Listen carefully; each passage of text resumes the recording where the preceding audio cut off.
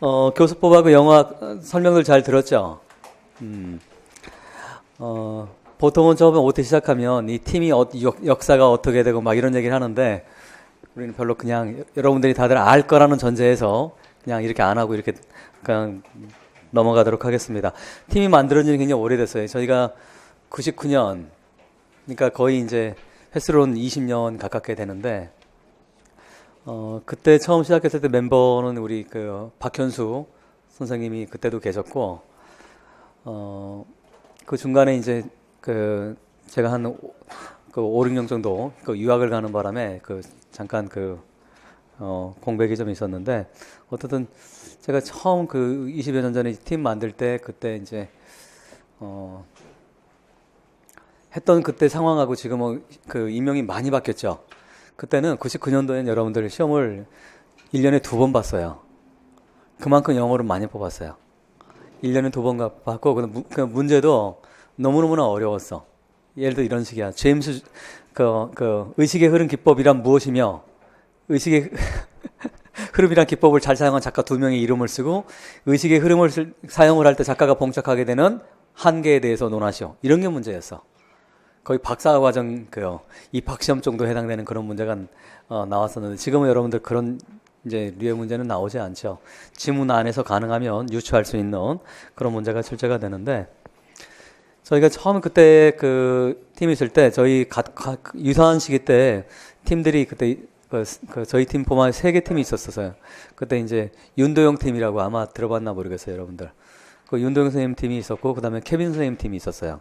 이 세 팀이 이렇게 있고, 그 다음에 이제 한참 후에 이제 이러저러한 팀들이 이제 막 대거 이제 등장을 하고, 현재 노량진에는 16개 팀이 있습니다. 근데, 해마다 막 나왔다 사라지고 나왔다 사라지고 이렇게 많이 하니까 저도 잘 모르겠어요. 같은 업계에 있는 사람조차도 모를 정도로 이렇게 해서 부침이 심한데 어쨌든 그래도 그 윤팀이라던가 그 캐팀은 저는 그 아주 뭡니까 그래도 20년을 지탱하면 아주 이름 있는 팀들이에요. 그러니까 중요한 팀들이죠. 그런 팀들도.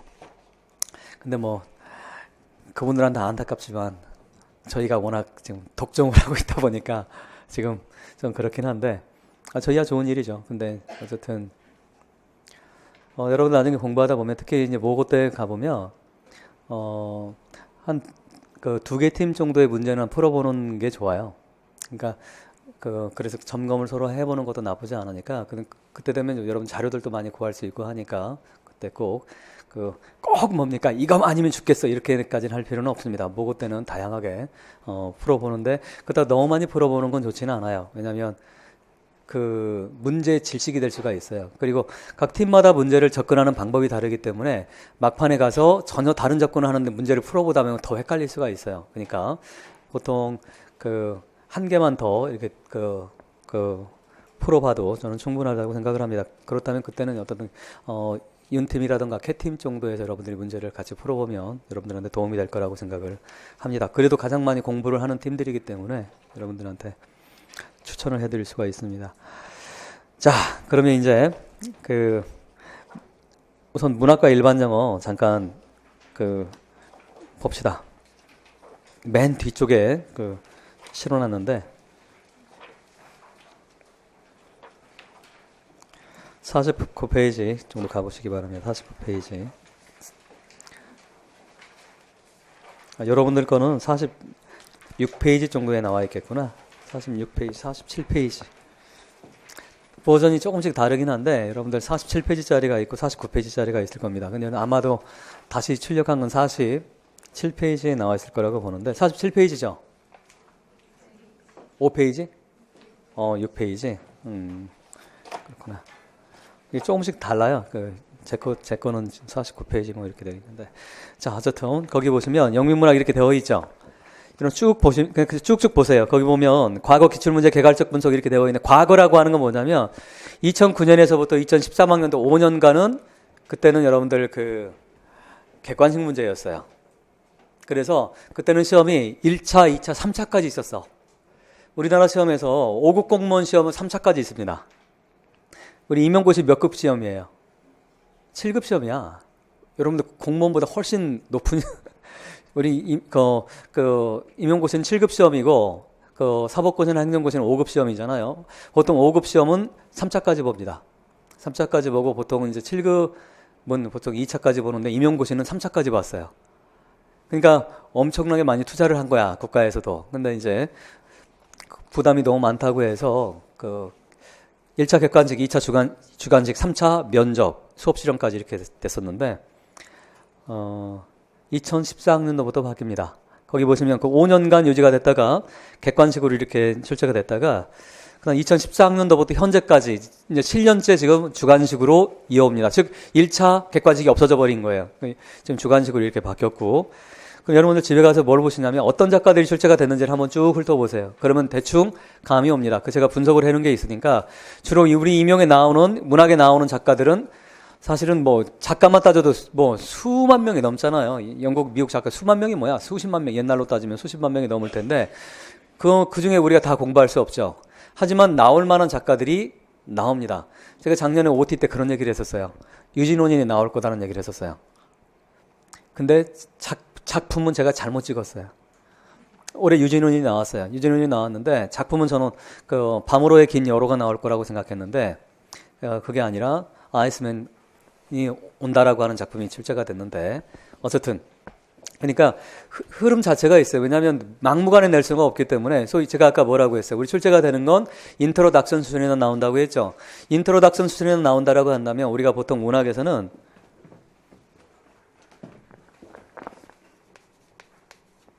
캐논에 해당되는 작가들이 주로 출제가 돼요.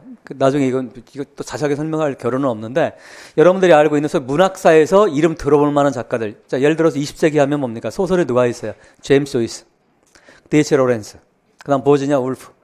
이런 작가들이 있죠. 이런 소위 말하는 정말 누구나 다 인정하는 이런 작가들을 우리가 클래식이라고 표현하기도 하고, 문학용어로 캐논이라고 합니다. 정전이라고 하는 건데,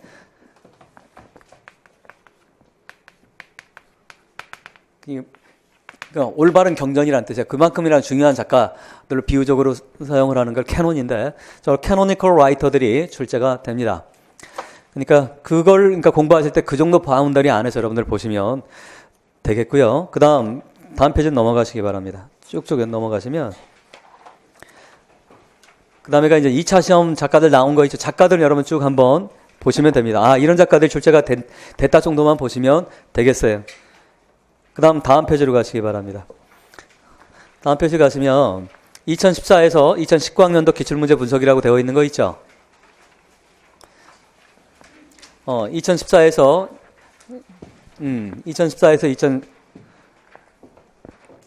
2019학년도까지 여러분들 50페이지입니까? 50페이지. 다른 버전으로 가지고 계시면 51페이지일 수도 있는데 50페이지 보시기 바랍니다. 거기 보시면 이제 이게 뭡니까? 지금 현재 유형이에요. 지금 현재 유형으로 보는 거, 현재 유형으로 주관식으로 보는 서답형이라고 표현되는 주관 유형으로 바뀐 뒤에 나온 게 여러 작가들이 쭉쭉 등장을 하죠. 알만한 작가들이 있죠. 데이비드 토로우라던가, 그다음 뭐 토마스 하디라던가, 호손이라던가, 에드워드 올비라던가 이런 작가, 즉 나올 만한 작가들이 등장을 합니다. 이건 나중에 여러분들 한번 본 수업 시간 한번 자세하게 한번 그때 겨를이 되면 설명을 해드릴 수 있을 텐데. 그 다음에 올해 2019학년도 보시기 바랍니다. 2019학년들이 19학년도가, 2015학년도에 나왔던 그 형식으로 나왔어요. 2015학년도로 올라가시기 바래요. 2015학년도 보시면 시, 소설, 드라마 이렇게 나와 있고, 또한 뭐가 또 출제가 됐어요. 소설이 이렇게 또 출제가 됐죠. 소설이 2개가 출제가 됐어요. 보통 소설이 2개가 출제가 되면 사실 시험이 그렇게 쉽지는 않습니다. 왜냐면 올해 여러분 기출본은 사실 독해가 쉽지가 않아요. 특히나 올해는 17세기 후반에 사용되는 영어들이 막 보통 그런 게 나오면 출제 뭐를 주냐면 노트라고 해가지고 주석을 주거든. 지금 사용되지 않는 단어들의 의미들이 있기 때문에. 하지만 이번 올해 시험은 주석조차 하나도 주지 않았어요. 하나도 주지 않고 옛날 표현들을 현대판으로 바꾸지도 않고 그냥 원문 그대로 작가의 다니엘 디포의 작품이 그대로 다 나왔어요. 얘기는 무슨 말입니까? 여러분들이 평소에 준비를 좀 하실 필요가 있어요. 그러니까 일반적으로 풀리지 않는다는 얘기예요. 일반적으로 여러분들 자 이런 거 보자. Brave New World라고 하는 뜻이 뭡니까? Brave 아는 단어지? Brave New World. 이게 셰익스피어의 더 템페스트에 나와 있는 셰익스피어의 마지막 그 드라마인 더 템페스트에 나와 있는 구절인데 거기는 주인공 중에 하나는 미란다가 what a brave new world라는 표현을 쓴단 말이야. 그리고 여러분 brave new world라는 표현 많이 들어봤을 거예요. 엘더스 헉슬리가 거기서 따가지고 소설도 썼기 때문에 거기서 처음으로 뭐가 등장해? 클론이라고 하는 개념이 등장하는 소설이야. 20세기 초반에. 그 공상과학 소설인데 지금 현실화되고 있잖아. 그러니까 가난한 뭡니까? 가난하고 못난 인간들만 뱃속에서 아이를 잉태를 하고 다 어디서 기계에서 뭡니까? 귀족일수록 기계에서 찍어내는 거야. 클론을. 그런 디스토피아적 상황을 이미 100년 전에 그 알더스 헉슬리가 얘기하는데 그런 세계를 브레이브 뉴 월드라고 표현한단 말이에요. 뉴 월드지 없는 새로운 세계니까. 근데 브레이브가 무슨 뜻이겠어요? 그게 브레이브가 용감한이라고 우리나라 옛날 초창기 때 번역을 했었어. 우리나라 교수들이. 그런 뜻이 아니고 원더풀이란 뜻이에요. 원더풀. 멋진 신세계란 뜻이야. 근데 브레이브를 그러니까 올해 시험에 바로 이 브레이브가 예를 들어서 원더풀이라고 지금 사용 안 하잖아. 근데 그런 식의 것은 예년 같은 경우는 주석을 줬단 말이에요. 이건 원더풀이다 이런 식으로 주지 않았다는 얘기예요. 따라서 여러분들이 최근 바뀐 경향에 따라서 준비를 좀 할 필요가 있습니다. 그래서 가능하면 그 소설 같은 경우는 좀 뭐 항상 권하긴 하지만 그렇게 진행되는 경우는 별로 없는데 일주일에 단편 1개 정도씩 읽어두면 굉장히 좋습니다.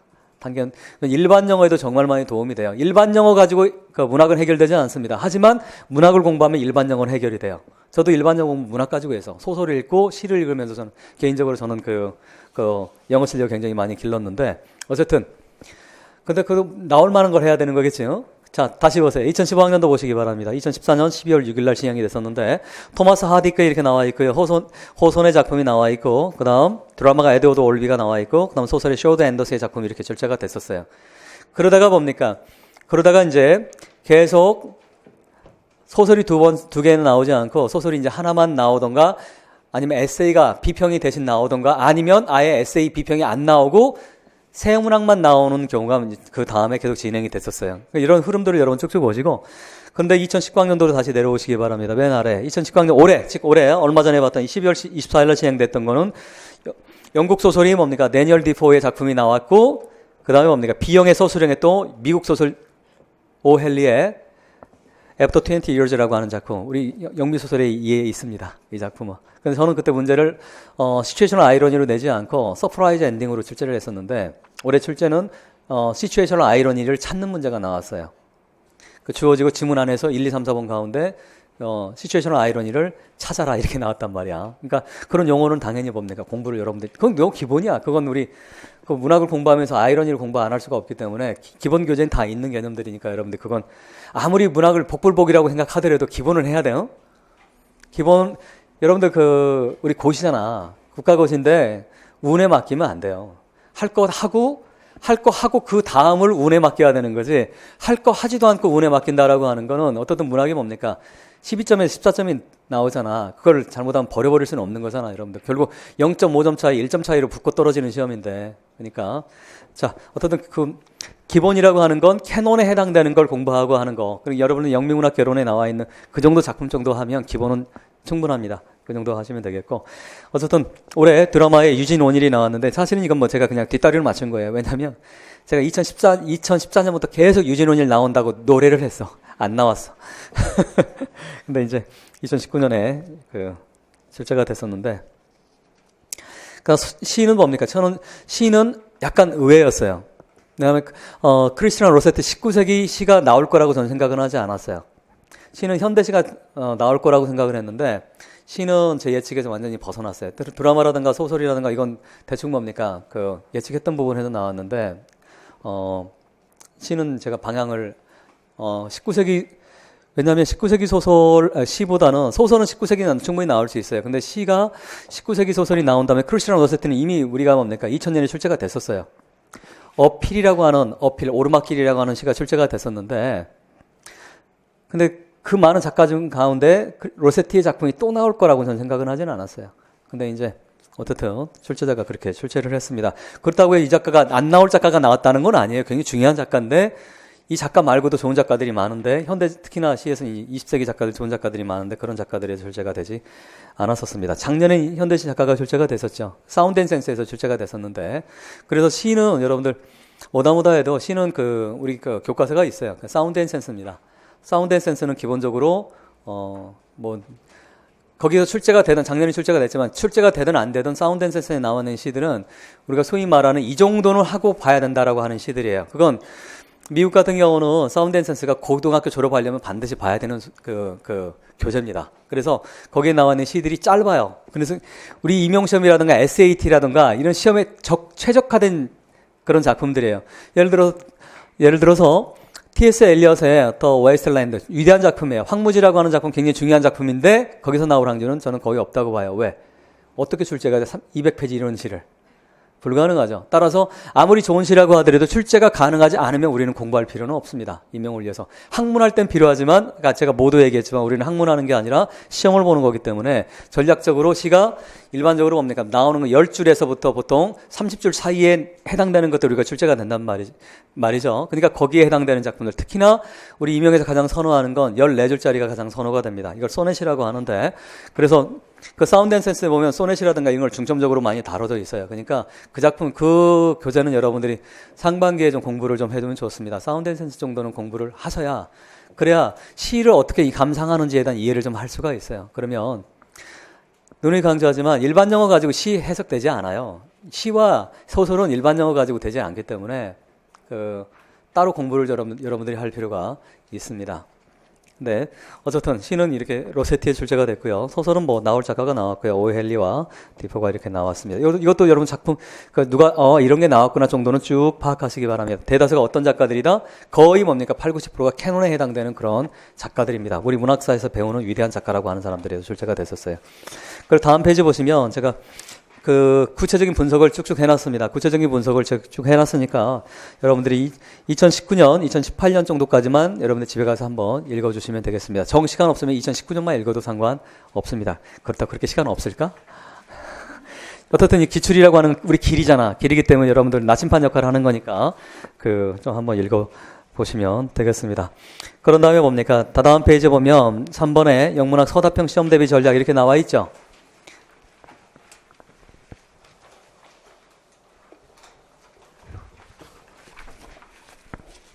이 부분을 여러분들 별표 써놓으시고 꼭 좀 꼼꼼하게 집에서 읽어주시기 바랍니다.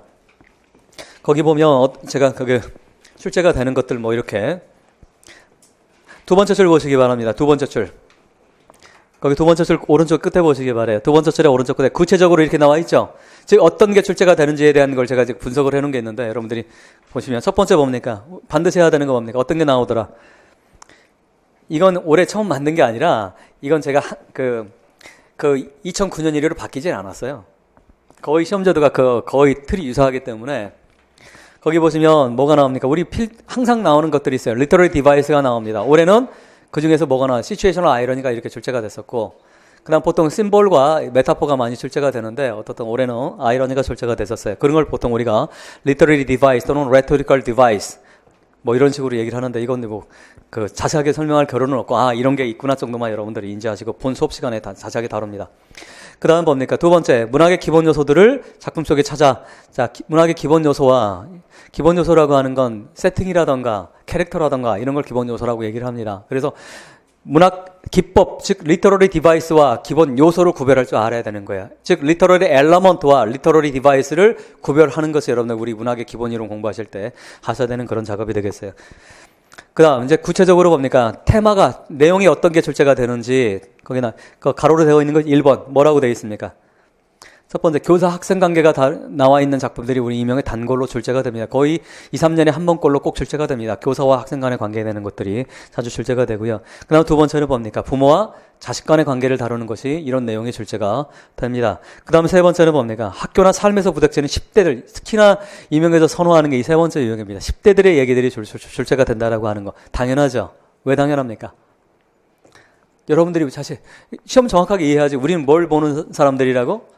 교사 뽑는 시험을 하는 사람들이에요. 교사 뽑는 임용고시야. 그러면 뭡니까? 여러분들이 당장에 현장에 투입되면 몇 살짜리들 80살? 70살? 아니지. 몇 살짜리들이야. 10대 아이들, 그다음 10대 아이들이 심리를 뭡니까? 문학을 통해서 이해하는 그런 것들이 우리 임용에서 출제가 된다라고 하는 거. 너무 당연한 얘기죠. 그 다음에 또 뭡니까? 4번 보세요. 인생에 희망을 주는 내용들. 이런 것들로 이것도 결국 누구한테 가르치라는 거야? 여러분들이 배워서. 10대 아이들한테 보이스 비 앰비션 뭐 이런 거 있잖아. 뚱땅지 같은 뭐 이런 거 어떻든 희망은 날개 달린 새야 뭐 이런 것들이 좋은 시들이 있잖아요. 아이들이 지쳐있고 힘들 때 용기를 줄 수 있는 그런 시들도 우리 인명의 출제가 됩니다. 그리고 특히나 뭡니까 지난 10년간 아주 단골로 출제간 이건 뭡니까 그 출제자가 누구냐에 따라서 조금씩 바뀌기도 하는데 우리 영문과 교수들은 뭡니까 압도적으로 여성들이 많습니다. 최근의 경향을 보면 따라서 주로 출제가 되는 게 40대에서 50대 초반 교수들이 많이 들어가는데 그 교수들이 뭡니까 미국에서 공부할 때는 기본적으로 페미니즘이 거의 미국 학계를 지배를 해요. 제가 논문 박사 논문 쓸 때도 제가 한번 신나게 까였던 것 중에 하나가 저는 챕터 하나를 날려버렸어요. 1년 가깝게 쓴 거 하나 통과가 안 돼가지고 한 챕터를 제가 박사 논문에 결국 빼고 썼는데 젠더의 문제였어요. 저는 나름대로 그 페미니즘적 입장을 취했다고 생각했는데 저희 심사위원 선생님들이 두 분이 여성이셨는데 아주 싫어하시더라고요. 그 이유가 뭐예요? 제가 자신이 없어서 분석할 때 여성 캐릭터를 분석을 하지 않았어요. 그랬더니 저는 그게 왜냐면 제가 모르는데 아는 척 하는 거는 그 학문적 태도가 아니라고 생각해서 그냥 그렇게 했는데 세상엔 남자만 살지 딱 그러시더라고요. 아, 그때 정말 그 칼바람이 부는데 제가 이제 솔직하게 얘기했죠. 제가 그 한계가 있어서 그랬더니 한계가 있으면 공부를 해야지. 맞는 말씀이죠. 그래서 제가 고개를 숙이고 그냥 챕터 하나를 60페이지짜리 60배 그냥 날라버렸어요. 어쨌든 그러니까 여러분들 자 우리 뭡니까 영문학에서는 페미니즘은 빼고는 얘기될 수가 없습니다. 따라 기출을 보시면 알아요. 여러분들 얼마나 페미니즘이라고 하는 것이 우리 영문학에서 중요한 개념인지를 너무 당연하죠 사실은. 자 그 다음에 이제 특히나 요즘에 최근 들어서 많이 강조가 되는 게 그 2008년 이래로 그다음에 2011년 이래로 Occupy Wall Street라고 하는 미국에서 큰 운동이 벌어졌는데 그 이래로 미국 자본주의 문제를 다루는 작품들이 소설이나 시에서 이렇게 출제가 최근에 뭡니까 2, 3년에 한 번꼴로 출제가 됐었어요. 2년 전에도 출제가 됐었습니다. 이거 자본주의 문제들 즉 클래스의 문제, 계급의 문제들이 이렇게 출제가 되곤 했습니다. 그 다음에 이제 거기 나와 있는 그 7번 생태주의 이건 뭡니까 소설보다는 시에서 많이 출제가 됩니다. 생태주의라고 하는 건 내가 어느 날 산에 가는데 길을 가는데 거기에 뱀이 한 마리가 죽어 있더라. 뭐 이런 것들 있잖아. 또는 사슴이 한 마리 죽어 있더라. 이런 거에서 인간과 테크놀로지 그다음에 누구와 자연과 즉 인간 테크놀로지와 자연과의 서로 간의 컨플렉트, 충돌을 다루는 그런 작품들이 또한 우리의 인명에 자주 등장을 하기도 합니다. 자, 이게 그 개괄적으로 보면 뭡니까? 우리 인명에서 내용적으로 이런 것들이 출제가 되고, 자, 범위는 어디가 출제가 되더라? 캐논에 해당되는 작가들이 출제가 되고, 그 중에서도 이런 작가들이 나오면 어떤 것들이 나오더라? 이런 그 작가들 가운데서 이런 내용들을 다룬 것들이 출제가 된다라고 하는 것을 여러분들이 유념하시면 좋겠습니다. 거기다가 이제 제가 거기다가 이제 대비 전략도 4번 이러저러 쭉 썼는데 여러분 꼭 읽어 주시기 바랍니다. 쭉쭉 읽으면 좋겠지만 시간이 별로 없으니까 여러분들 그 강약을 맞춰서 진행을 하도록 하겠습니다. 그 다음에가 그 강의 계획 쭉 나와 있는데 여러분들 그냥 쭉쭉 한번 읽어보시면 되겠어요. 자, 그런 다음에 58페이지 거기 기출 보시기 바랍니다. 2019학년도 문학 기출문제 이렇게 나와 있는데 이건 여러분들 풀지 마시기 바래요. 풀지 마시고 지금 풀지 마세요. 의미가 없어요. 여러분들이 기본 이론 공부를 한 뒤에 풀어야 이게 여러분들 것이 되는 거지. 지금 읽어봤자 뭡니까? 오히려 기출문제만 날려버리는 꼴이 돼버려요. 그러니까 풀지 마세요. 풀지 마시고 흐름이 이렇다는 것 정도만 여러분들이 그냥 알아두시면 충분합니다. 특히 답 보지 마시기 바랍니다. 답 보면 나중에 풀고 나서 어디선가 내가 본 것 같아. 답 본 거지. 그건 착각을 하게 되니까 여러분들 굳이 뭡니까? 저는 보지 않아도 된다고 생각을 합니다. 이미 얘기는 했죠. 오헬리의 작품에도 출제가 됐고, 시츄에이션 아이러니 얘기를 했기 때문에, 흐름들만 파악하면 됩니다. 자, 그 다음 일반적으로 가시기 바랍니다.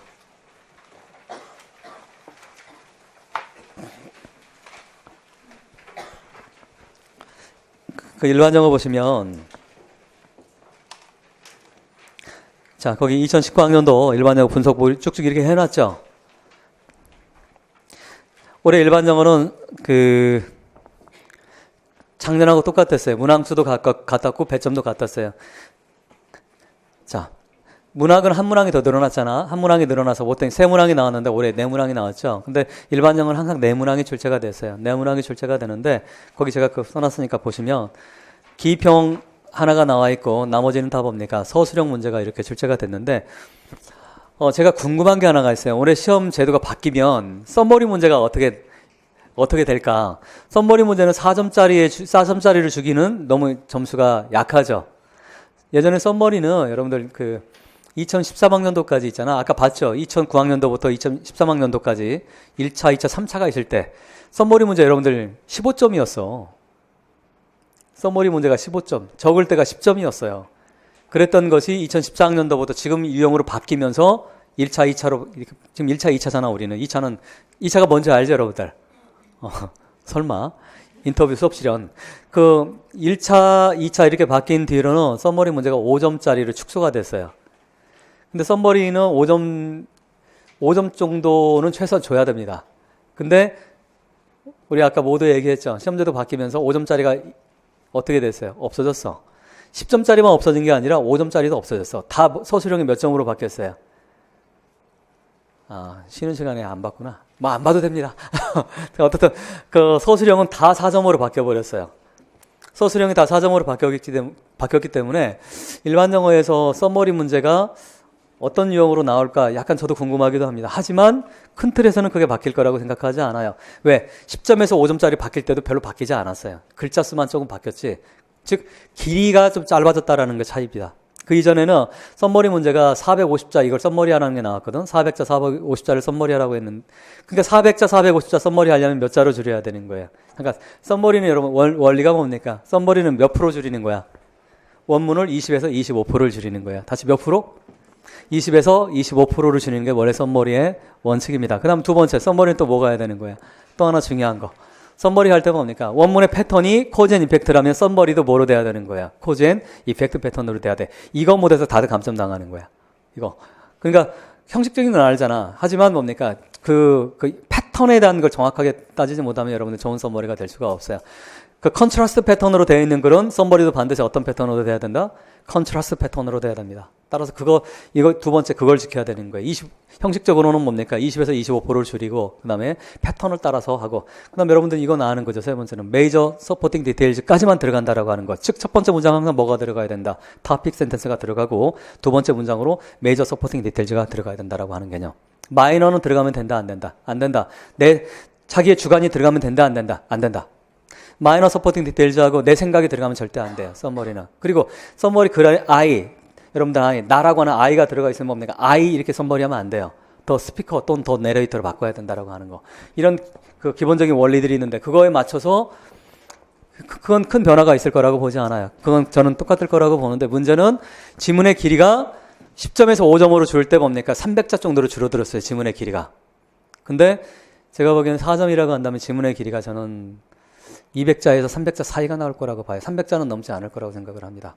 그러니까 아마 평균적으로 250자 정도, 그래야 250자 정도로 해야 4줄 정도로 여러분 썸머리를 하게 만들어낼 수가 있어요. 그러니까 그 정도를 여러분들 연습하시면 되는데 썸머리 문제는 제가 항상 단어를 합니다. 트위스트할 공부하세요. 썸머리 문제는 절대 틀리고 싶어 틀릴 수가 없어. 왜? 트위스트할의 마지막이 뭡니까? 썸머리예요, 썸머리. 그러니까 궁극적으로 우리가 공부하는 건 뭡니까? 뭐 하려고 하는 거예요? 썸머리 하려고 하는 거야. 여러분들 그래 우리 국어도 어릴 때 국어 배울 때도 줄거리 요약하라고 하지? 아니야? 줄거리 정리하라고 합니까? 줄거리 요약하라고 합니까? 요약하는 거야. 모든 학문의 끝은 요약이야. 근데 요약을 뭡니까? 머릿속에서만 하면 된다, 안 된다? 안 된다. 뭐로? 입 밖으로 소리를 내야 되는 거예요. 그게 뭡니까? R이 리사이트야. 바깥으로 소리 내는 거. 바깥으로 소리 내지 않는 건 내 것이 아닙니다. 이따가 이제 여러분들 맨 끝에 일반적인 이제 방법론 얘기할 때 잠깐 얘기하겠지만 어쨌든 일반 영어는 지금 마지막 썸머리 문제가 5점이 아니라 이제 뭐로 바뀔 확률이 높더라? 4점짜리로 이렇게 될 수 있다라고 하는 거. 그러면 자, 4점짜리라고 하는 거 그럼 뭐다? 준비를 거기에 맞춰서 하면 된다. 준비가 뭐라고 얘기했어요? 몇 자 준비하면 된다 이제. 200에서 300자 사이에 글을 썸머리하는 연습을 여러분들이 하는 게 필요합니다. 따라서 500자, 450자 이런 썸머리는 제가 단언을 하고 싶지 않고요. 하지만 강력하게 얘기할 수 있는 건 그런 긴 글의 썸머리는 나올 확률은 별로 앞으로는 없다라고 생각을 하시면 되겠습니다. 그럼 내용은 맨 아래 보시면 2019학년도 보면 내용은 뭡니까? 항상 나왔던 것들이 나옵니다. 경제, 사회학, 뭐 실험, 특히나 우리 임용시험에 단골로 출제가 되는 실험에 관한 것들이 꼭 출제가 됩니다. 그래서 실험에 관련해서 나올 때는 여러분이 알아야 되는 용어들이 있죠. 서브젝트라고 하는 단어는 항상 등장을 합니다. 서브젝트가 무슨 뜻이에요? 주체 이런 뜻이 아니에요. 실험에서는 피주체야. 실험 대상이란 뜻이에요. 그럼 이런 단어가 어렵지. 서브젝트 하면 우리 주어, 주체 이런 뜻이니까 내가 하는 사람 같잖아. 그게 아니라 당하는 사람이란 뜻이에요. 그러니까 그런 식의 거기에 맞는 실험이 나오면 용어들도 여러분들이 많지 않으니까 정리를 해놓는 방식으로 준비를 하시면 되겠습니다. 자, 그럼 2018학년도, 18학년도는 여러분들이 읽으시면 되겠어요. 자, 그 다음에 일반 영어 옆 페이지에 일반 영어 대비 전략이라고 되어 있는 거 보시기 바랍니다.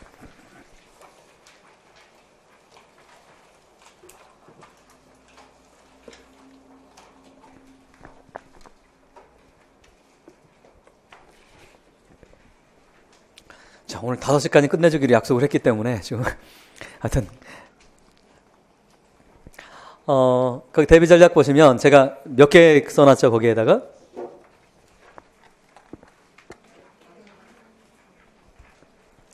10개죠. 꼭 뭐 10개일 필요는 없지만 그래도 우리는 뭐 꼭 맞추고 싶잖아. 9보다 11보다는 10 하면 뭔가 딱 떨어지는 느낌이 있지 않아요? 거기 보시면 그 첫 번째 뭐라고 돼 있어요? 자, 큰 소리 읽으세요. 졸린데. 자, 큰 소리로 자, 시작.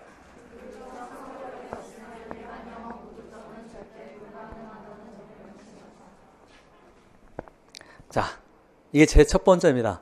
자, 임용시험은 뭘 테스트하는 거다? 논리를 물어보는 겁니다. 따라서 논리 훈련을 하는 게 중요한데 이것도 뭡니까? 여러분 트위스트를 하면 됩니다. 이 부분은. 그 다음 두 번째 가세요. 읽어볼까요? 시작.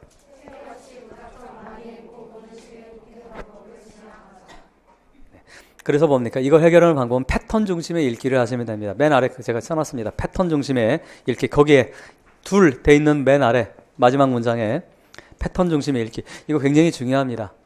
사실 트위스트할에서 가장 핵심은 뭐냐면 패턴을 찾고 패턴 가지고 여러분들 뭐 하는 거? 썸머리를 하는 게 바로 트위스트할의 가장 핵심이에요. 그게 가장 핵심이고. 그 다음 셋 읽어볼까요? 자, 이건 아까 제가 모델 얘기를 했죠. 자, 그 다음 4, 네 번째.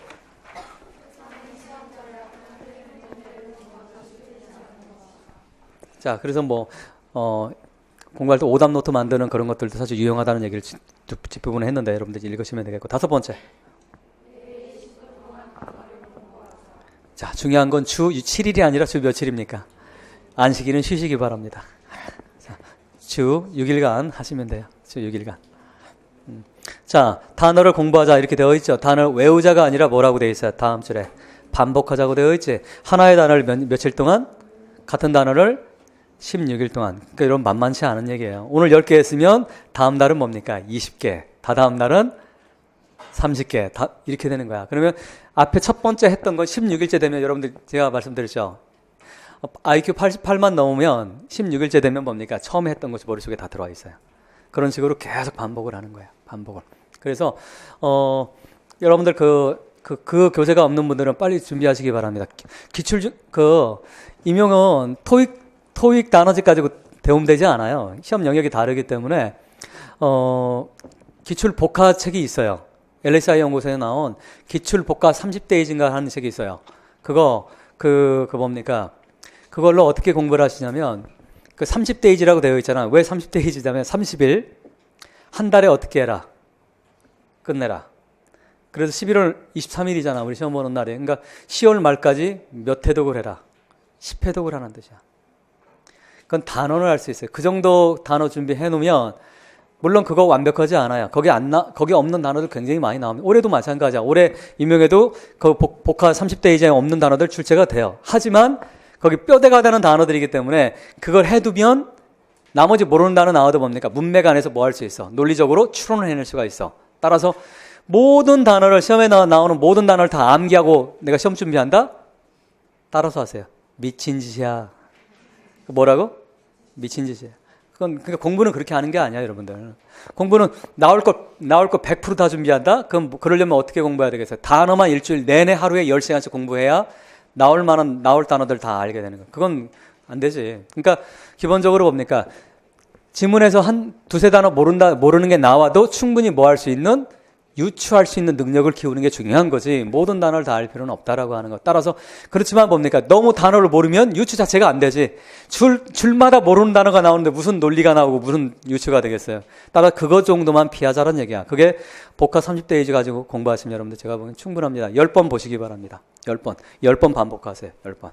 그러면 거기 나와 있는 단어가 동역까지 하면 상당히 양이 됩니다. 그러니까 그렇게 하시면 되겠습니다. 그 다음 6번째.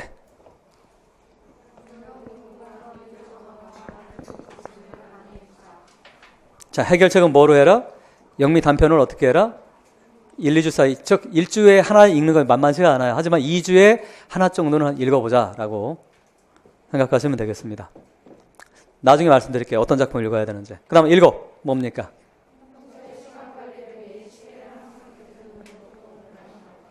자, 이건 뭡니까? 우리 시계가 두 가지 때문에 필요하네. 하나는 뭡니까? 내가 몇 시간 공부하는지를 테스트하기 위해서 우선 그거 먼저 하셔야 돼. 그 다음 뭡니까? 평소에 공부할 때도 어떻게 해라? 일반 영어는 특히 뭡니까? 문제 풀 때 반드시 시간을 재놓고 푸는 연습을 하시기 바랍니다. 즉, 일반 영어는 우리 전공과는 다르게 문제를 풀 때 준비할 때도 실전처럼 준비하시는 게 필요해요. 그러니까 시계를 놓고 하는 거에 유용합니다. 그 다음 8번째. 저는 이게 중요하다고 생각해요. 나 자신에게 뭐 하죠? 냉정하자. 자, 옆에 쭉 읽으시기 바랍니다. 이 부분은. 자, 읽으세요. 시작.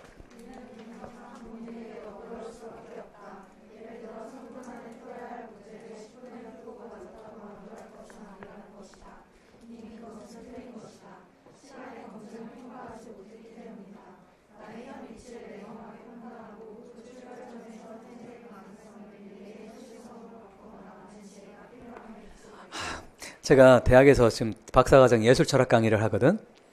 그러니까 표현이 되게 어렵죠. 여러분들 쉬운가 보다.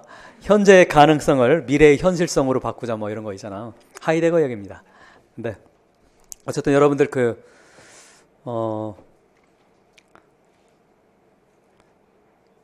나중에 시험 한 달 남겨놓고는 그때 내가 다른 얘기 할 거예요. 그때는 여러분들한테 인생에서 뭡니까? 더할 나위 없이 너그러워질 필요가 있어요. 시험 한 달 남겨놓고는.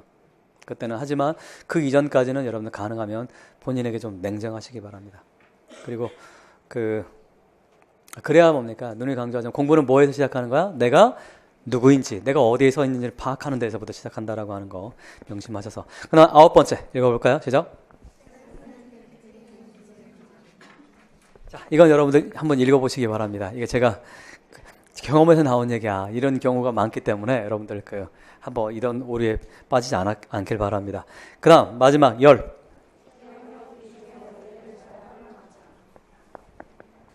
자, 오늘 하려고 하는 얘기는 마지막입니다. 이 부분. 여러분들 옆에 그림 있죠?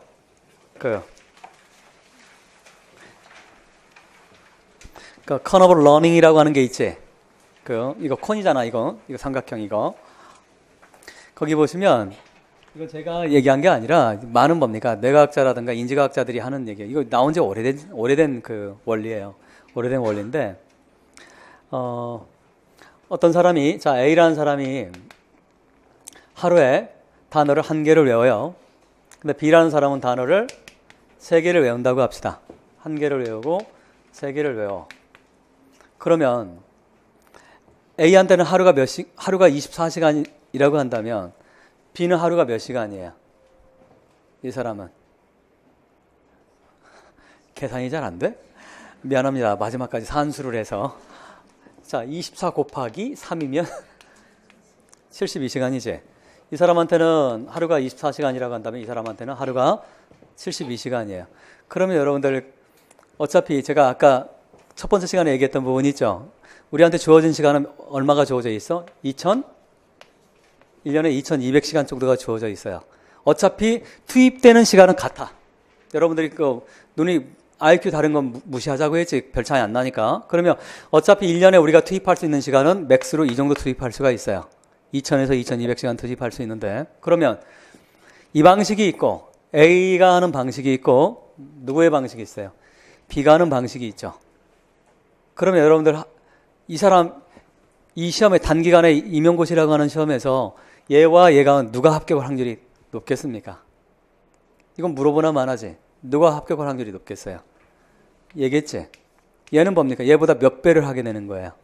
3배를 하게 되는 거지. 여러분들 A가 되고 싶어? B가 되고 싶어? B가 되고 싶지. 그럼 바보가 아니란 B지. 하지만 문제는 뭐냐? how지. 도대체 어떻게 해야 이게 가능할까? 그러니까 우선 여러분들 우리 임용 준비할 때 가장 많이 그 시간을 뺏기는 것 중에 하나가 단어를 반복하는 거야. 단어 공부를 자 매일이라고 했어요? 매주라고 했어요? 아까 매일 몇 개? 몇 분? 20분씩 하라고 돼 있죠. 20분이면 보통 20개 정도 합니다. 20개 정도.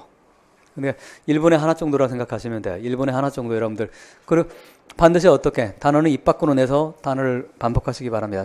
그냥 소용없어요. 그거 내 거 되지 않습니다. 입 밖으로 내지 않는 건 내 거 되지 않아요. 그러니까 근데 이런 거죠. 자, 이 방식이 되려고 한다면 우리는 그 그림을 보시기 바랍니다. 자, 첫 번째. 읽은 거는 기억에 몇 프로나 남아있어요, 우리? 10%밖에 남아있지 않아요. 그건 대다수 우리 공부할 때 어떻게 합니까? 읽지. 그건 당연히 뭡니까? 읽으면 우리가 남아있는 거 몇 프로밖에 안 남아있어? 10%밖에 안 남아있는 거야. 따라서 뭡니까? 이건 가장 낮은 단계 공부 방법이 되는 거지. 그 다음에 두 번째, 어떻게 됩니까? 듣는 거 몇 프로가 나와요? 20%. 그 다음 뭡니까? 본 거는 30%. 여기까지가 뭡니까? 아주 뭡니까? 모벌한 것들이 언어에 관련된 것들이, 따로 언어에 관련된 것이 의외로 우리한테 기억력을 별로 살려주지 않습니다. 그 다음으로 가세요. 그 다음에 50%짜리 보시기 바랍니다. 보고 듣고 이렇게 하면 뭐가 되는 거예요? 50%까지 비주얼라이제이션 하는 거야. 시각적으로 듣고 총체적으로 이렇게 바라보게 되는 거야. 그 다음 70% 가시기 바랍니다. 어떤 게 70%입니까? 여러분들 이 방식을 해야 되는 거예요. 90% 100%까지는 하기가 쉽지 않습니다. 드라마타이제이션하고 연극하고 막 하는 이런 건데 그건 쉽지가 않은데. 자, 비유적으로 예를 하면 여러분들 그 중고등학교 때 있잖아. 아마도 저를 포함해서 우리는 그럴 확률이 별로 없었을 거라고 생각을 하는데 우리 수학 잘 못했지? 솔직해지자니까 나 자신에게 냉정해지자고. 여러분들 우리가 수학을 좋아했으면 아마 이과를 갔을 거예요. 그죠? 수학은 그냥 뭡니까? 가까이 하기엔 너무나 먼 당신이지. 근데 수학 같은 경우가 여러분들 아마 학교 다닐 중학교 때나 고등학교 때 친구가 여러분들한테 가르쳤던, 한번 도움을 줬다든가 아니면 여러분들이 또한 뭡니까? 중학교 때 친구들한테 수학을 가르쳤던 때가 있었을 거라고 생각해. 살면서 한두 번의 그런 경험이 있었을 거라고 생각하는데 가장 효과적인 방법은 뭡니까? 여러분들 수학이나 영어도 물론 마찬가지예요. 그거. 실제로 내가 혼자 공부 잘하는 아이가 혼자 공부해가지고 혼자 하는 것보다 이 아이가 누구를, 자기보다 못하는 아이를 티칭을 해줄 때 있지. 이럴 때가 뭡니까? 훨씬 기억이 오래 남습니다. 그 원리는 이거야. 지금 얘기했죠. 내가 혼자 읽는 거하고 뭡니까? 듣고 걔와 인터랙션을 할 때는 뭡니까? 맥스로 50%까지 이렇게 남아요. 근데 거기다가 그 아이를 가르치기 위해서 고민을 하지. 고민을 하니까 뭡니까? 어떻게 하면 쉽게 해볼까? 어떻게 하면 이런 고민까지 하나? 그럼 약간의 뭡니까? 연극적 요소까지, 퍼포먼스까지 가미가 돼요. 그럼 몇 프로까지? 70%까지 남아요. 그래서 가장 좋은, 내가 공부하기 위해서 가장 좋은 방법은 남을 가르쳐 주는 겁니다. 그래서 가르쳐 줄 때, 즉 입 밖으로 나오게 되는 거지. 가르쳐 줄 때 뭡니까? 남한테 도움 주는 게 아니라 실제로 누구한테 도움 주는 거야? 자기 자신한테 도움을 주는 거예요. 그러면 여러분들 뭐를 해야 되겠어요? 이제 이게 원리야. 그럼 구체적인 방법론은, 실천은 어떻게 해야 되겠어? 그럼 뭡니까? 자, 우선 수업 시간은 어떻게 해라? 자, 수업 시간을, 여러분 수업을 듣는단 말이야. 멍하고 있으라고 했어요? 그러지 말라고 했어요? 끊임없이 뭐를 해야 된다? 선생님하고 대화를 해야 돼. 얘기하잖아. 하는 순간, 그러니까 뭡니까? 만만치 않다고 얘기를 했죠? 그러니까 선생님, 저게, 저렇구나. 그래?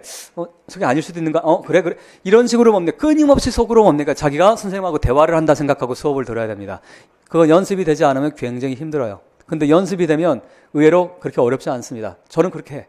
어떤 강의를 계속 대화를 하는 거야. 왜 말이 뭡니까? 우리 박 선생님 빼놓고는 말이 별로 빠르지 않아요. 그러니까 박 선생님 건 하기가 어려워. 근데 딴 과목들은 그렇지 않으니까, 그러면 그렇게 하고 나면 여러분들이 3시간 수업을 끝나잖아. 그러면 등에 땀이 나야 돼. 등에 땀이 나고 뭡니까? 에너지가 쫙 떨어져. 제가 그 얘기했지. 수업을 한 날 3시간, 4시간 집에 가서 공부한다? 그건 수업을 어떻게 들은 거다? 그냥 수동적으로 그냥 뭡니까? 소위 말하는 대화적으로 제가 TSR 기본에서 책에다 써놨지만 대화적인 방법을 해야 된다고 얘기하는데 대화적인 방법을 여러분들이 택하셔야 됩니다. 대화적인 방법을 택해서 끊임없이 그러니까 그 능동적인 그런 수업 듣는 거 그렇게 하고 나서 뭡니까? 집에 가셔서 정리할 생각하면 안 돼요. 그러니까 여러분들 우리가 공부를 하면 당일날 복습을 해야 됩니까? 다음날 해야 됩니까? 아니면 일주일 후에 해야 됩니까? 복습은 무조건 당일날 해야 돼요. 단기 기억으로 남아있을 때 내 머릿속에 뭡니까? 우리 뇌구조는 어떻게 돼 있는지 그런 얘기 많이 들어봤죠, 여러분들? 뇌구조는 뭡니까? 제가 하는 얘기가 아니야. 뇌과학자들이 하는 얘기입니다. 우리 뇌가 뭐가 있다고 해? 칸막이가 있다고 얘기하죠. 서랍이 있다고 얘기하잖아. 그렇대요, 뇌가. 서랍이 있어서 여기에 들어갈 것이 뭡니까? 차곡차곡 정리가 되는 사람이 우리 소위 그게 바로 뭡니까? 머리가 좋은 사람 얘기를 하는 거야. 그러니까 정리가 되어 있지 않고 여기에 뭡니까? A가 들어가 B, C 막 A, B, C 이렇게 돼 있어야 되는 이게 뒤죽박죽 돼버리면 어떻게 되는 거예요? 이게 나중에 내가 의식의 영역을 끄집어내야 되는데 잘 끄집어 나와 안 나와죠. 그래서 뭡니까? 내가 머리가 나쁜 개비어라고 착각을 하는 거예요. 그래서 우리 뇌를 뭡니까? 우리가 내 집에 여러분들 그 서랍을 정리하듯이 뇌의 서랍도 차곡차곡 정리를 할 필요가 있습니다. 그 가장 좋은 방법은 당일날 배운 걸 당일날 끝내야 됩니다. 그러면 당일날 배운 거 이미 한 번 수업 시간에 배웠지? 우리 팀에서 예습을 얘기하지 않습니다. 일반 영어 빼놓고는 예습을 별로 권하지 않아요. 중요한 건 임용시험 복습이야. 예습은 별로. 일반 영어는 당연히 예습해야지. 지문이니까 풀어야 되니까. 하지만 다른 과목들은 뭡니까? 미리 풀어볼 필요 별로 없습니다. 근데 특히나 그 일열 같은 경우는 그러면 자 수업 시간에 여러분들 한번 들었지? 그럼 뭡니까? 집에 가서 걷장 다시 한번 보지. 다음 날 보려면 무슨 일이 벌어지는 두 가지 측면에서 안 좋아요. 하나는 이 뇌 서랍의 이 관점에서 안 좋고 또 한 가지는 다음 날 들으면 다음 날 공부하지 여러분들. 시간이 어떻게 될까? 2배 이상 걸려. 내가 그날 들었을 때는 그 기억이 남죠. 따라 쓸데없는 짓을 안 해도 돼요. 쓸데없는 시간 낭비를 안 하고 그냥 기억을 내가 해내서 그걸 되살리면 되는 거야. 하지만 하루만 지나도 뭡니까? 그 전날 했던 거 기억이 나지 않아. 그러면 여분의 시간이 어떻게 되는 거야? 또한 투입이 되는 거야. 제가 뭐가 중요하다고 했어, 우리는. 다시, 뭐가 중요하다? 시간이 중요해. 시간이 중요한데 뭡니까? 쓸데없는 시간을 쓰지 않는 게 중요한데 다음날, 다다음날, 심지어는 주말에 하겠다라고 복습을 해야지 생각하면 여러분들 이미 뭡니까? 이거 서랍 자체가 뒤죽박죽 돼버려. 그리고 이미 뭡니까? 뒤죽박죽 되니까 시간을 이걸 또한 되살리려면 뭐 해야 되는 거야? 다시 뒤적뒤적 해보고 해야 된단 말이죠. 그러면 뭡니까? 낭비입니다. 그래서 문학을 예를 들면 문학은 여러분들 집에 가서 3시간 수업을 들었어. 예를 2시간 수업을 들었어. 그럼 뭡니까? 일주일에 얼마 시간 안 되잖아. 그러면 당일날 집에 가셔서 딱 30분만 복습하시면 돼. 몇 분? 30, 이런 거 했구나. 이런 거 했구나. 이런 거 했구나. 이게 첫 번째 복습이야. 당일날 30분 하는 겁니다. 30분. 이상 더 길게 하지 마시기 바랍니다. 그 다음, 두 번째는 뭡니까? 언제 봐야 돼? 일요일 저녁 때 다시 보시기 바랍니다. 언제 보라고? 일요일 저녁 때 두 번째 보셔야 돼. 그러면, 자, 수업에 한 번 들었고, 그 다음 뭡니까? 당일날 복습 한 번 했고, 그 다음 일요일 저녁 때 보면, 이게 뭡니까? 장기 기억으로, 이게 차곡차곡 저장이 돼. 그러니까, 이 저장의 효과가 훨씬 바람직한 방식으로 이렇게 됩니다. 그리고 나서 나중에 뭡니까? 여러분 정리할 때 다시 바라보면 기억 한 구석에 뭡니까? 불러내는데 서랍을 열어보니까 기억에 남아있는 거야. 그렇게 되면 뭐를 하지 않아도 되는 거야. 다시 뒤적뒤적 해가면서 이게 뭐지? 이게 뭐지? 해버리면 이제 뭐가 돼버리는 거예요, 여러분들. 다시 공부해야 돼. 그러면 다시 시간 투자해야 돼, 안 해야 돼? 해야 되는 거지. 그게 바로 뭡니까? 백천백패의 전략이야. 다시 계속 뭡니까? 다시 시간을 쓸데없는데 다시 저는 쓸데없다고 표현해. 왜? 이미 뭡니까? 저 준비를 해두면 내가 잊혀지지 않을 거를 이걸 그날 약간 게을름을 피우는 바람에 뭡니까? 뇌의 서랍에 저장돼 있지 않으면 손해가 되는 거지. 시간을 2배, 3배 이상씩 쓰게 되는 거죠. 이게 뭡니까? 이게 바로 뭡니까? 이렇게 하는 것이 B가 하는 방식이요. B가 하는 방식이고 A가 하는 방식은 뭡니까? 그냥 방치해두는 거지. 방치해두는 거. 다시 적어도 일주일에 뭡니까? 수업 한 번 듣고 그 다음 뭐 하는 거야? 당일날 복습하는 거. 그 다음 언제? 일요일 저녁 때. 이 3번 정도 하면 뭡니까? 이건 뇌 창고에 여러분, 뇌 서랍에 여러분들 어느 정도 저장이 되어 있습니다. 그런 다음에 이제 언제 하는? 한 달 뒤에 있지. 한 달 뒤에 다시 한번 꺼내서 보는 거예요. 한 달 뒤에 다시 한번 꺼내서 보면 뭡니까? 여러분들이 나중에 5, 6, 7, 8 정리할 때 뭡니까? 따로 시간을 쓰지 않고 딱 이런 거였어. 이런 거예요. 시츄에이션 아이러니 이거였지. 메타버 이거였지. 메타버와 심볼의 차이가 이거였지. 딱딱 나오게 되는 거야. 그러면 뭡니까? 나중에 정리 2달이면 모든 과목 다 끝낼 수 있어. 넉 달까지 갈 필요도 없습니다. 그게 공부하는 방법이에요, 여러분들. 그다음 자, 그다음까지는 여러분들 우리가 단어 있잖아요. 단어 외우는 거. 이 세상에 뭡니까? 이 세상에 있는 모든 단어는 딱 3가지밖에 없습니다. 3가지. 여러분들 엄마야 누나야라는 시 알아요? 자, 노래 한번 해볼까? 엄마야 누나야. 자, 다 같이 시작. 자, 엄마야 누나야. 자, 해볼까? 옆 사람 눈치 보지 말고 자유로운 자유 영혼을 가지고 하시기 바랍니다.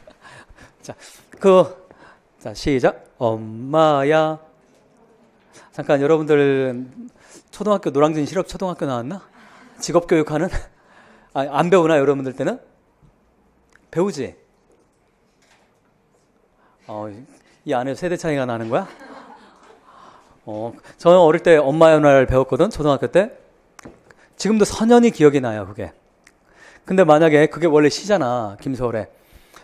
노래로 내가 배우지 않고 시 자체로 배웠다면 지금까지 이제 기억에 남을까? 안 남습니다. 그다음 여러분들 정지영 시인의 유명한 향수란 노래가 있죠. 넓은 벌 동쪽 끝으로 실개천이 흐르고 수학도 못하지, 국어도 못하지, 뭐 어쩌란 얘기야 지금. 자, 어쨌든 보통 뭡니까? 우리가 날것의 것으로 이성적 영역의 날것의 것으로 접근을 할 때와 우리가 뭡니까? 거기에 이모셔널한 걸 집어넣을 때 기억의 결과는 어떻게 될까요? 보통 3배 이상이 훨씬 더 오래 남습니다. 따라서 우리가 시를 그냥 외울 때보다는 뭡니까? 노래를 통해서 리듬을 주고 감정을 섞어서 하게 되면 훨씬 쉽게 외워지는 거예요. 그리고 훨씬 오랫동안 기억에 남습니다.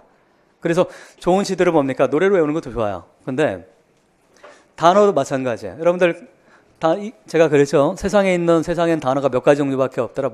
이 세상에 있는 모든 단어는 딱 3가지로 나눌 수가 있어요. 카테고라이제이션 할 수 있는데 첫 번째는 뭡니까? 파지티브예요. 이 세상에 있는 단어 가운데는 파지티브. 그 다음 뭐가 있어요? 네거티브가 있어요. 그 다음에 뉴트럴이 있어. 이 세상에 있는 단어는 딱 이 3가지밖에 없어요. 여러분들 그 단어를 반복할 때 그건 어떻게 해야 되는 거예요? 처음에 해피, 행복한 이렇게 하면 안 됩니다. 우선 뭡니까? 이게 파지티브구나를 먼저 파악하는 거. 개념적으로 파악하고 이 단어 할 때 뭡니까? 파지티브한 단어들이 나오면 여러분들 빵긋 웃으시기 바랍니다. 기분 좋은 표정을 주시기 바라요. 근데 여러분들 하루 이틀에 가지고는 잘 이해가 되지 않아요. 근데 아까 제가 얘기했죠. 여러분들이 공부하는 거 날아간다. 무의식에 다 축적이 된다. 축적이 됩니다. 축적이 될 때 어큐뮬레이션이 될 때 그냥 들어가는 맨 땅에 헤딩하는 책 그냥 들어가는 것보다는 어떻게 들어갈 때 이모셔널하게 들어갈 때 훨씬 어떻더라? 3배 효과가 있습니다. 기억에 남는 거지. 기억의 저장 창고에 서랍에 그렇게 더 남아 있어요. 그러니까 파지티브한 단어가 나오면 마음껏 웃으시기 바랍니다. 그럼 네거티브가 나오면 예를 들어 경멸스러운 우리 이명의 단골로 출제가 된 디라고토리 하는 거야. 해피해가 옆 사람이 보면 미쳤나 봐 막 그러겠지만 개념치 마시기 바랍니다. 그런 식으로. 그러니까 뉴트럴은 뭡니까? 그냥 뉴트럴하게 뭡니까? 차가운 표정 지시면 되는 거야. 그런 식으로 해서 그 단어를 외울 때도 뭡니까? 그냥 외우는 게 아니라 연상을 해서 이런 방식으로 외우시면 제가 단언컨대 뭡니까? 얘가 하나 외울 때 뭡니까? 여러분들 3개를 외울 수가 있습니다. 그러니까 이 세상에 있는 단어라고 하는 건 3가지가 있다라고 하는 거 여러분들 염두를 해두시고 그건 거기 나와 있듯이 뭡니까? 거기 보시면 여러분들 그 콘에 그 피라미드 되어 있는 거 있잖아요. 피라미드 되어 있는 거.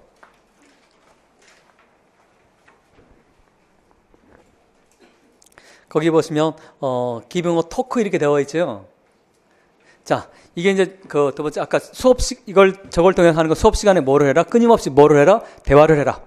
선생님들하고 대화를 할 생각 하시기 바랍니다. 그 다음에 2번째는 뭡니까? 그렇다고 여러분들 뭐 일주일에 수업만 듣고 있을 수는 없잖아. 그 다음에 뭐 해야 되는 거야? 혼자 나는 태생이 독고다이야. 태생이 독고다이기 때문에 나는 이 세상에 내 주변에 있는 어떤 것들한테도 도움받을 필요 없어. 라고 생각하는 독고다이가 아니라면 가능하면 뭡니까? 같이 공부하시기 바랍니다.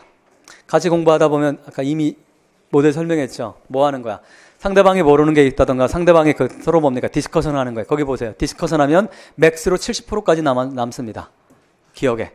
그러니까 이런 디스커션을 통해서 여러분들이 구체적으로 동료들한테 도움 받는 것도 중요하지만 더 중요한 건 바로 어떤 거다. 내가 뭐 함으로써 대화에 참여하고 내가 그걸 끊임없이 생각함으로써 내 자신에게 뭡니까? 오랜 기억을 유지하게 만드는 효과가 있다라고 하는 거 여러분들 염두를 해 두시면 좋겠습니다. 따라 그 마지막에 여러분 뭐 이렇게 되어 있는 기억력 비중의 원리를 잘 활용하자 이렇게 되어 있지? 이거 여러분들 집에 가서 꼼꼼하게 읽어보시고 이 부분들을 올해 여러분들 하실 때 좀 유용하게 사용을 하시면 되겠습니다. 앞으로 그냥 혼자 읽고 내가 끝내는 건 기껏 해봤자 몇 프로밖에 안 남는다? 10%밖에 안 남는다. 그건 어떤 전략이다? 자, 이 A의 전략이다, B의 전략이다. A의 전략입니다. 자, 떨어지고 싶으면 A의 전략으로 하시기 바랍니다. 무슨 아시겠어요? 그러니까 가능하면 여러분 B의 전략은 여러 가지 지금 얘기했던 그런 방식으로 여러분들이 하시면 좋겠습니다. 물론 더 디테일한 부분이 있긴 하지만 시간이 벌써 5시 15분이 돼서 개략적인 예들은 큰 틀은 여러분들 말씀을 드렸으니까 한번 제가 권하는 방식으로 한번 해보시기 바랍니다. 그리고 실제로 저도 이런 방식으로 공부를 했어요. 제가 유학 준비할 때 GRE 공부할 때 실제 퇴수할 방식으로도 사용을 해보고 저도 이 이론을 많이 사용을 해서 저는 도움을 많이 받았어요. 그래서 제가 GRE 점수 굉장히 높게 받았어요. 그래서 제가 버클리 합격을 한 거야. 근데 어쨌든 이제 마지막으로 여러분들 이카루스라고 하는 사람이 있어요. 이카루스 들어봤어요? 어디선가 들어본 거 같지 않아? 이카루스? 사람은 아니고 여러분 그리스 로마 신화에 저는 굉장히 유용한 얘기들이 많은데 그 중에 하나가 저는 이카루스의 신화 얘기가 항상 저한테는 큰 울림을 갖고 있는데 이카루스가 여러분들 날개 얘기 있죠? 이카루스의 아버지가 누굽니까? 그 유명한 다이달로스예요. 디덜러스. 제임스 조이스의 주인공으로 항상 등장하는 게 디덜러스입니다. 다이달러스 뭐의 상징입니까? 이 사람이 심볼이에요. 뭐의 심볼이야? 장인, 예술가의 심볼입니다. 그 사람이. 그래서 이 다이달러스가 뭡니까? 미로의 가치지. 미로에서 탈출하기 위해서 뭡니까? 아들에게 뭘 만들어줍니까? 자기와 아들에게 밀랍으로 만든 초로 만든 날개를 만들어주죠. 그래서 미로에서 탈출해 오잖아.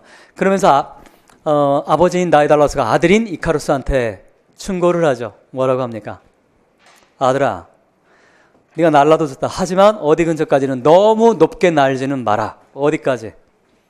태양 근처는 가지 마라. 왜 그래요? 태양 근처 가면 초가 어떻게 돼버려요? 밀랍이 녹아버리기 때문에 추락하면 죽잖아. 근데 뭡니까? 아이의 특징이 뭡니까? 부모 말 듣지 않지. 이게 인류의 원형이라고 하는 거야. 이게 융이 얘기하는 아키타입이에요. 원형이라고 하는 거야. 따라서 뭐 하게 됩니까? 가서 결국 아버지가 시키는 대로 안 하고 욕망으로 넘어가죠. 가서 너무 높게까지 성취하고 싶었던 거지. 결국엔 바다에 추락해서 죽지요. 그럼 우리는 전통적으로 뭡니까? 이카루스의 이 부분에 대해서만 얘기를 합니다. 하지만 다이달러스가 그 얘기만 한 게 아니라 또 하나 얘기를 했어요. 아들한테 동시에 어떤 얘기를 하냐면 아들아, 네가 날 때 너무 낮게 날지는 마라라고 아버지가 얘기를 합니다. 이 부분은 서양에서 오랫동안 무시를 했던 부분이에요. 너무 유명한 얘기가 태양 얘기니까 너무 낮게는 날지 마라. 이 말은 무슨 말입니까? 네가 어떤 거 하고 힘들고 네가 지치고 네가 어려운 점이 많을 때가 있을 거다. 하지만 어디까지? 그 밑바닥까지 가지는 말라는 거예요. 그러니까 네 의지대로 한번 태양까지는 가지 말지로 태양까지만 안 가면 되는 거야. 어디까지만 가면 되는 거야. 태양 바로 아래까지만 가서 문제가 되지 않는 거예요. 근데 그 위까지 가서 문제인 거지. 근데 마찬가지로 뭡니까? 너무 높게 날지 말라는 얘기뿐만 아니라 너무 낮게 날지 말라라고 하는 건 여러분들 시험 준비를 할 때 제가 해드리고 싶은 얘기예요. 시험 준비할 때 자기 자신에 대해서 냉정해지는 거는 필요합니다. 자기 자신에 대해서 아까 써놨지? 자기 자신에 냉정해지자. 하지만 내 자신에게 냉정해지자는 얘기가 나 자신을 무시하자는 얘기는 아닙니다. 그걸 정확하게 구별하세요. 즉 내가 냉정해질 수 있는 건 내가 내면이 단단하기 때문에 여러분 냉정해질 수 있는 거예요. 잘 생각해 보세요. 친구가 나를 비판하는 거 못 받아들이는 건 뭡니까? 그 밑바닥에 뭐가 있는 거예요? 나의 열등감이 있는 거야. 내가 단단하고 내 자존감이 강한 사람, 자존심이 아니라 자존감이 강한 사람이라고 한다면 친구가 어떤 말을 해도 뭡니까? 흔들리지 않습니다. 그래? 그래. 내가 잘못한 것 같아. 인정할게. 쿨하게 하면 되는 거예요. 근데 내가 뭡니까? 자존감이 없는 사람은 남의 말을 가시로 듣습니다. 그렇지 않아요? 그런 거야.